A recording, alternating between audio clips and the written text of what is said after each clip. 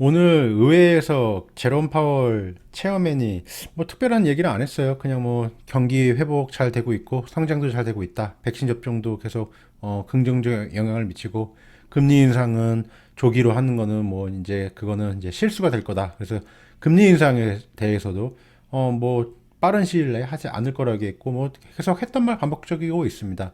인플레이션은 뭐 일시적이라고 계속 했던 말 또 하고 있고요. 그런데 전 세계 글로벌 중앙은행들 보면은 이제 양적 완화를 중단하거나 축소 중이에요. 지금 여기 캐나다 같은 경우는 살펴보면은 계속 축소 중이죠. 여기는 지금 인플레이션이 2.6%예요. 전년 대비해가지고요. 근데 지금 뭐 미국은 5.4죠.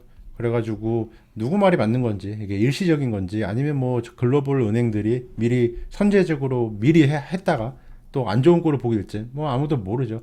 사실 캐나다는 작년 2020년 10월에 양적 완화 규모를 이미 축소를 시작했고요. 이때 MBS 요거 매입 중단했고 그리고 2021년 3월에는 이 유동성 공급 기구들, 퍼실리티 있잖아요. 요게 이제 되감기 시작했어요. 이제 이걸 돈 다시 이제 회수하고 있는 거죠. 그 이유는 딱 그걸 꼽았어요. 그 도덕적 해이. 뭐 투기가 심하다 이렇게 이제 보지 않았을까 싶습니다. 그리고 이제 두 번째 양적 완화 규모 축소 테이퍼링은 2002 이유가 2021년 이때 4월에 했거든요. 이유는 주택 시장에 투기적 움직임으로 양적 완화를 추가로 축소한다 그랬어요. 그래도 매주 지금 이 캐나다 달러로 2빌리언씩 매수를 하고 있습니다. 그래서 이 캐나다 살펴보면은 이미 주택 가격도 미국도 많이 똑같이 상승하고 있잖아요. 근데 캐나다는 먼저 선제적으로 움직이고 있다. 그리고 뉴질랜드는 뭐 작은 규모긴 하지만 그래도 오늘 이제 성명서가 나왔거든요. 그래서 뭐 일시적인 인플레이션이지만 일시적이 아닐 수도 있고 몇 개 팩터들은 일시적이지만 그 규모와 지속성이 불확실하다 이렇게 얘기했거든요. 뭐 이쪽에서도 보면은 이런 이 불확실성 단어를 참 많이 쓰고 있는 걸 알 수 있어요.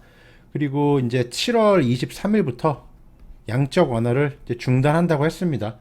그 이유는 불안정한 주택 가격 상승이에요. 아까 살펴본 캐나다랑 지금 여기 뉴질랜드랑 지금 뭐 이유가 거의 다 비슷해요. 미국 주택 가격 YOY로 15%인가 상승했죠. 케이스 실러 보면요. 그리고 테이퍼링은 아예 필요가 없대요. 그냥 양적 완화 바로 중단. 그리고 이제 인플레이션 관련해서는 생산에 대한 압력과 여기도 이제 노동력이 부족하다는 말이 나와요. 그래서 지금 올라가고 있는 이 CPI는 한동안 지속될 것이다라고 연준하고 살짝은 묘하게 다른 이제 뉘앙스를 풍겼습니다. 그리고 이쪽에서 하는 말은 뉴질랜드 여기 중앙은행에서 주택 가격은 이미 어느 정도 완화가 되었고 모게지 이율 상승은 주택 가격 상승을 악화시킬 것이라고 했습니다. 이렇게 말했으니까 뉴질랜드의 이제 모기지 이런 상승한다는 말이죠. 이제 상승시키겠죠. 중앙은행이 그 정도는 할 수 있으니까요. 그래서 뭐 아까 말씀드렸다시피 뉴질랜드 같은 경우는 규모가 미국하고 너무 작으니까 그냥 참고만 하는데 다른 나라들 뭐 일본, 호주, 영국 이미 테이퍼링 하고 있죠. 그래서 스웨덴 같은 경우는 바로 테이퍼링 없이 그냥 양적 완화 중지했습니다. 그래서 연준이 과연 뭐를 노리고 이렇게 계속하는 걸까요? 자기네들이 이런 자산 버블 혹은 뭐 자산 가격 상승에 대해서 나중에 문제가 생겼을 때 책임 회피하려는 걸까요?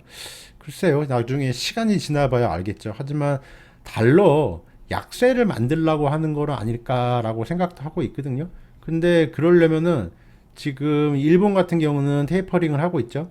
그러면 이제 유럽이 있어요. 유럽은 아직도 양적 완화를 계속 하고 있고 미국하고 좀 비슷한 이런 인플레이션 이런 대칭적인 인플레이션 요걸 노리고 있고 양적 완화도 계속 한다 그랬어요. 그러면 유로가 이제 테이퍼링이라든가 양적 완화 중단을 해야지 이제 미국에서 양적 완화 중단이라든가 뭐 금리 인상이나 뭐 테이퍼링을 하려나요? 근데 지금 여러모로 봤을 때 저는 인플레이션이 이게 일시적이기 힘들다고 보고 있거든요. 전에 영상들에서 말씀드렸지만 그런 근거들이나 이런 거. 그래서 뭐 인플레이션이 지금 올라갔다가 다시 이렇게 내려와 가지고 이렇게 가는 게 아니라 이게 지금까지 흐름을 보면은 이렇게 되잖아요. 인플레이션 그 CPI가 쭉 가고 있다가 코비드 19 팬데믹 만나서 쭉 내려왔다가 지금 이렇게 됐거든요.